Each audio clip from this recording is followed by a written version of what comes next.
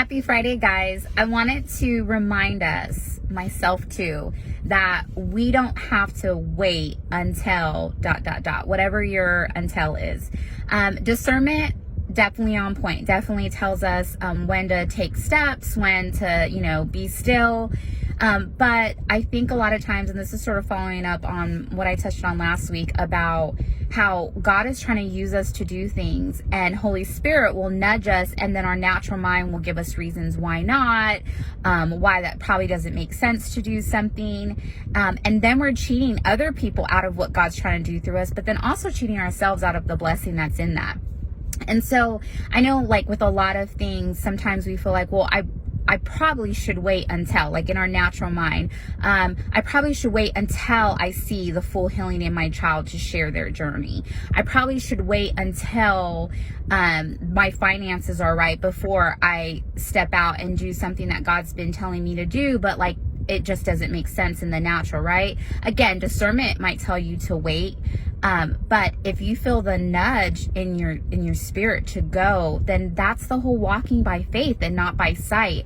And it's interesting how we can have faith in one area and be like, yes, I believe this. And then when we step out in another area, it can feel like a totally different stretch of our of exercising of our faith. And so if there's anything that maybe you're like, well, I'm gonna wait until, like I'm gonna wait to write that book until, or I'm gonna wait to start this business, or I'm gonna wait to speak to that person that God's been telling me to speak to, remember that in the natural, it might make sense that, oh, you probably should wait until. But when God says to move, we move because we are following in line with His plan. And He can see what's going to happen as soon as we move. I don't know if you've ever experienced this, but I had heard it before, and I actually experienced it, that a lot of times when you go to give somebody a word of knowledge, you might just know one thing to speak to them, or even that you're just supposed to speak to them. And then once you start, the rest will come. I had heard that, but it still feels scary when you're like, hey, and you're thinking, I have no idea what I'm supposed to say to you. And I've even told people, hey, I just feel like I'm supposed to talk to you. But I experienced that. I knew I was supposed to say something to this person. It was actually a bug spray guy at my house.